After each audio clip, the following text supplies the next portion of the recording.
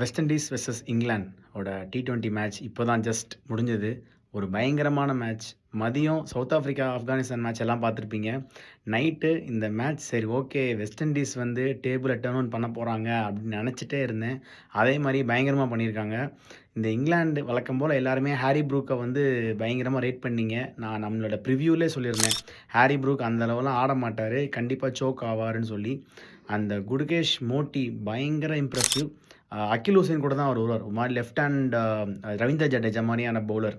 ஆனா, இப்போ அவர் பயங்கரமா ஒரு லெக் ஸ்பின்னர், ஒரு chinaman unorthodox bowling for left handers and right ஹேண்டர்ஸ்க்கு வந்து ஒரு லெஃப்ட் ஆர்ம் பவுலர் மாரி போடுறாரு. என் குதிரை என்னைக்குமே நான் சொல்லுவேன், ஷெர்ஃபன் ரூதர்ஃபர்ட் ஒரு மான்ஸ்டர்.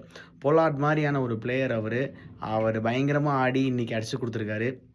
ஷிம்ரான் ஹெட்மேயர் அண்ட் அந்த ஹோல் டீம் ஷமார் ஜாசூஃபோட ஒரு பயங்கரமான ஒரு யாக்கர்ஸ் நெயில் பண்ணாரு.